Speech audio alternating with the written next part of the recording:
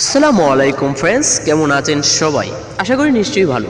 আজ আপনাদের জন্য সেই তুমি গল্পের ৩৭ নম্বর পর্ব নিয়ে এলাম। যদি ভালো লেগে থাকে তাহলে ছোট্ট করে একটি লাইক দিয়ে দেবে। আর আপনাদের কাছে ছোট্ট একটি রিকোয়েস্ট, আপনি যদি এখনও আমাদের চ্যানেলটি সাবস্ক্রাইব করে না থাকেন, প্লিজ এখনই সাবস্ক্রাইব করে নিন এবং পাশে থাকা বেল আইকনটি ক্লিক করুন। নতুন ভিডিও সবার আগে পৌঁছে যাবে আপনার কাছে।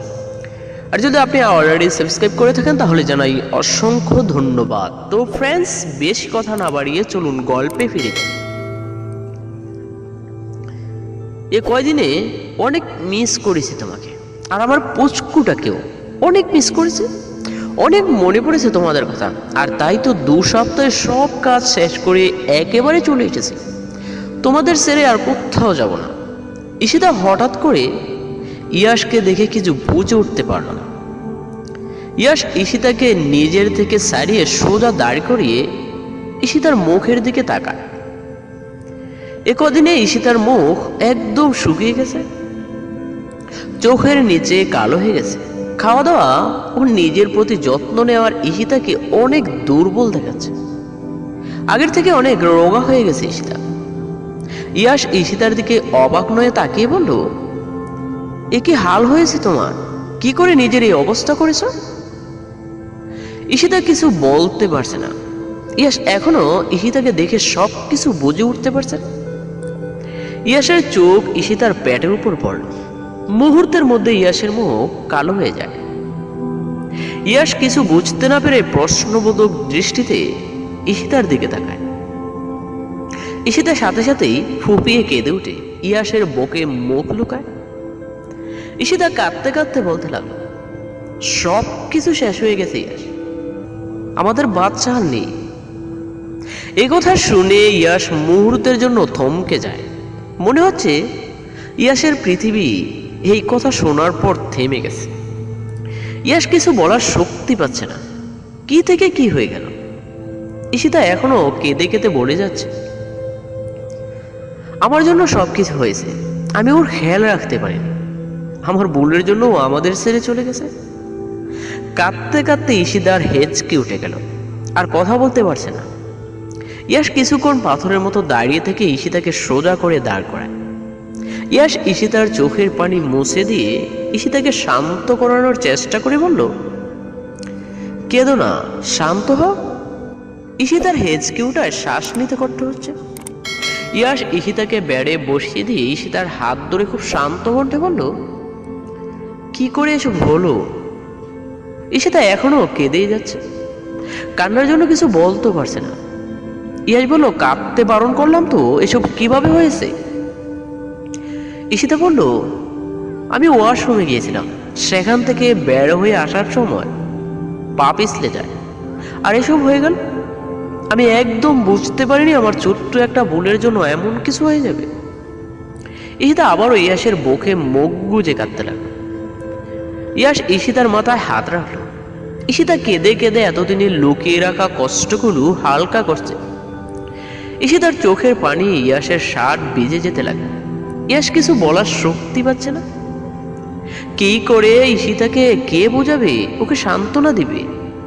ইয়াশের নিজেরও অনেক কষ্ট হচ্ছে, তবে ইয়াশ তা প্রকাশ করতে পারছে না। বেশিরভাগ সময় ছেলেরা তাদের কষ্ট কাউকে দেখায় না। তারা চাইলেও কাঁদতে পারে না, কারোর সাথে নিজের কষ্টগুলো শেয়ার করতে পারে না।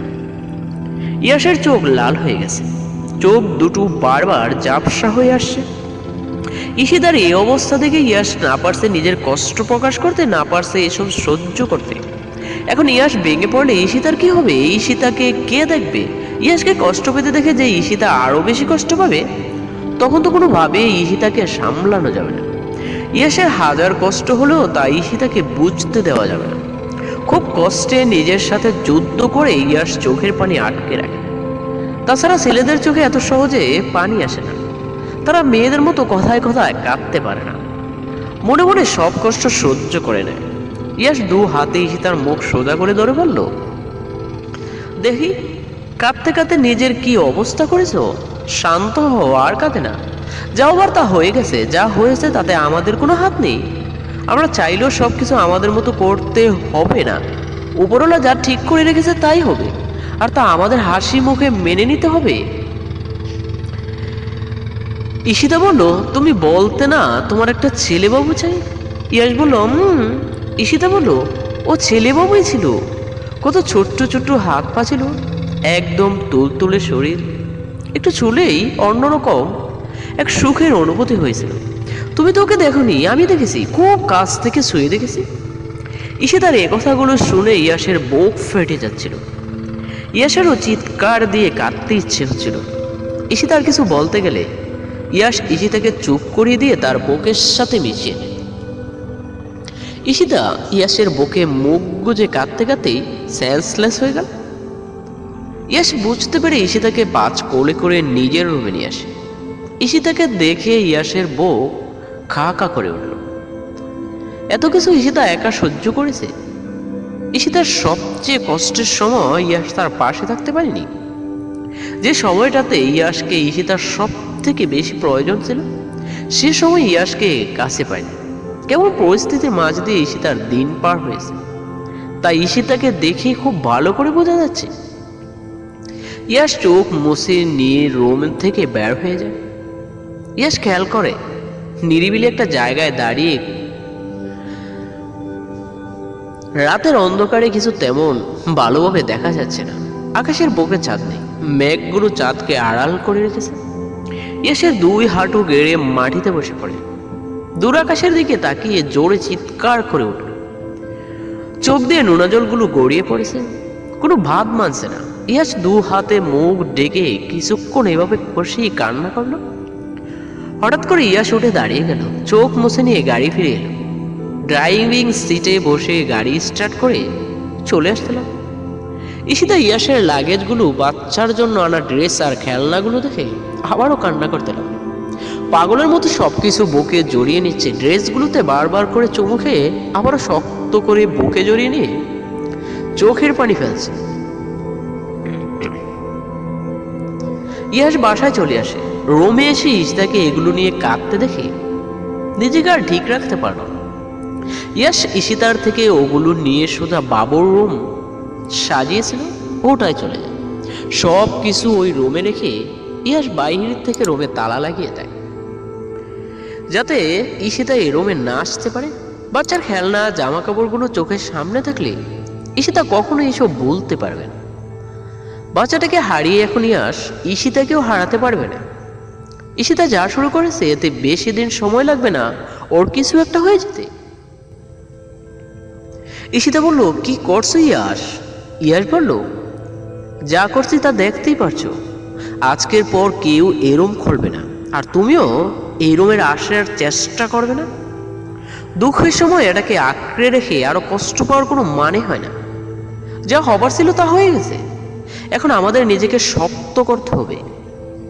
ঈশিতা বলল, কি করে নিজেকে শক্ত করব? আমি ওকে বলতে পারছি না, বারবার ওর মুখটা আমার চোখের সামনে ভেসে আসছে। ইয়াস বলল, যে চলে গেছে তুমি তাকে বলতে পারবে না, আমাকে বলতে পারবে তো? তোমার এই অবস্থা আমি নিজের চোখে দেখতে পারবো না। তুমি এমন পাগলামি করলে আমি তোমার থেকে অনেক দূরে চলে যাব। চোখের সামনে তোমাকে এভাবে কষ্ট পেতে দেখার মতো শক্তি আমার নেই। ইয়াস চলে যেতে নিলে ঈশিতা পেছন থেকে ইয়াসকে আঁকড়ে ধরে হু হু করে কেঁদে উঠল। কোথায় যাচ্ছ তুমি? তুমিও যদি আমাকে ছেড়ে চলে যাও তাহলে আমি বাঁচতে পারবো না, বাঁচার মতো শক্তি আমার থাকবে না। তোমাকে ছাড়া আমি মরেই যাব। ইয়াস বলল, তাহলে আমাকে ছুঁয়ে কথা দাও। তুমি আর আচ্ছার কথা মনে করে কাঁদবে না, আর একদম কষ্ট পাবে না। আমি তোমাকে কষ্ট পেতে দেখতে পারি না। ঈশিতা কিছু না বলে ইয়াসের বুকে মুখ গুজে কাঁদছে। ঈশিতাকে স্বাভাবিক করে তোলার জন্য এসব করা খুব জরুরি ছিল। ইয়াস ঈশিতাকে কষ্ট পেতে দেবে না। এই বাচ্চাটাকে ইয়াসও অনেক ভালোবাসত। আজ 7 মাস পর ঈশিতা এখন প্রায় অনেকটাই স্বাভাবিক হয়ে উঠেছে। এখন আবার আগের মতো সবার সাথে কথা বলে, হাসি খুশি থাকে। সব কিছু বলতে একটু সময় লেগেছে, কষ্ট হয়েছে, তবে শেষমেশ সব কিছু বলতে পেরেছে। বললে ভুল হবে। কোনো মাই তার সন্তানকে বলতে পারে না, তাও আবার প্রথম সন্তান। ঈশিতাও তার বেবিকে ভুলতে পারেনি, হয়তো কোনোদিন পারবেও না, তবে সত্যিটা মেনে নিতে শিখে গেছে। এখন আর বেবিটার কথা মনে করে চোখের পানি ফেলে না, শুধু চোখ বুজে তাকে অনুভব করে একটা দীর্ঘ শ্বাস ফেলে। ইয়াশ আগের থেকে ঈশিতাকে অনেক বেশি কেয়ার করে। ইয়াশ পাশে না থাকলে হয়তো ঈশিতার কখনো স্বাভাবিক হতে পারত না। এতদিনের হয়তো কষ্ট পেয়ে পেয়ে নিজেকে শেষ করে দিত। ইয়াশ সবসময় ঈশিতাকে চোখে চোখে রাখে। একবার ইয়াশ থেকে দূরে গিয়ে বাচ্চাটাকে হারিয়েছে, তাই এখন আর ইয়াশ ঈশিতার থেকে এক মুহূর্তের জন্য দূরে যেতে চায়। ঈশিতা পাগলের মতো ইয়াশকে ভালোবাসে। ইয়াশকে হারানোর কথা কল্পনাও করতে পারে না। বলতে গেলে এখন দুজন দুজনার নিঃশ্বাস হয়ে দাঁড়িয়েছে।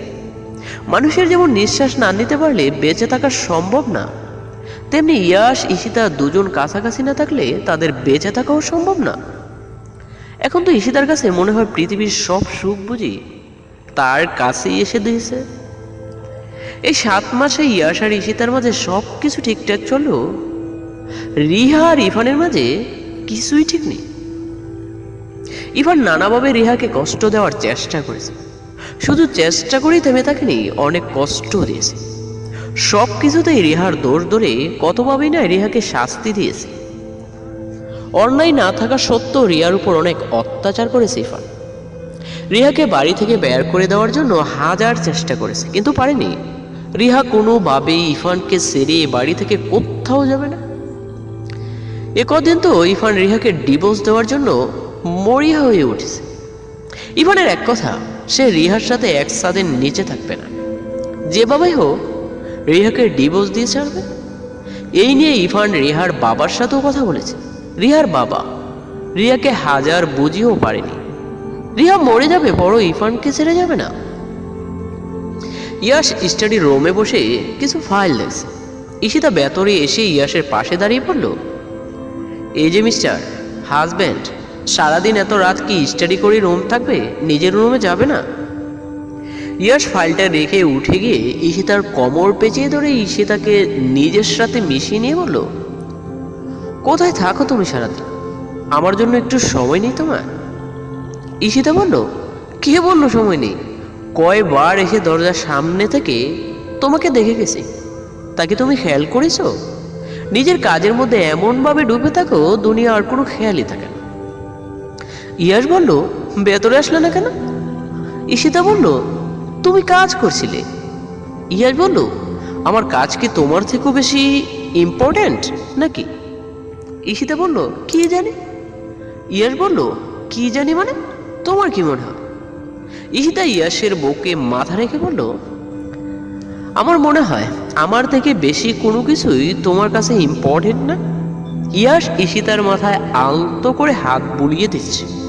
ইয়াশ এখন তেমন কোনো দরকার ছাড়া অফিসে যায়, বাসায় তাকে পড়াশোনা। ঈশিতা মাথা সোজা করে ইয়াশের দিকে তাকিয়ে বলল, আচ্ছা তুমি এখন অফিসে যাও না কেন? ইয়াশ বলল, যাই তো মাঝে মাঝে। ঈশিতা বলল, মাঝে মাঝে গেলে তোমার কাজের ক্ষতি হয় না? আগে তো রোজ যেতে। ইয়াশ ঈশিতার কপালে চুমু দিয়ে বলল, অফিসের কাজগুলো যদি বাড়িতে বসেই হয়ে যায় তাহলে শুধু শুধু অফিসে যাওয়ার দরকার কি? কোন দরকারি মিটিং হলে যেতে হয়, এছাড়া আর অফিসে যাওয়ার প্রয়োজনই পড়ে না। ঈশিতা জানে ইয়াশ এখন কেন রোজ অফিসে যায় না, তাই আর বেশি কথাও জিজ্ঞেস করল না। ঈশিতা বলল, চলো মা তোমাকে ডাকছে। ইয়াশ বলল, কেন? ঈশিতা বলল, তা জানি না, আমাকে কিছু বলেনি, শুধু বললো ইয়াশকে আমার রুমে আসতে বললো, তাই তোমাকে ডাকলাম। ইয়াশ বলল, আচ্ছা চলো তাহলে, দেখি মা কেন ডাকছে।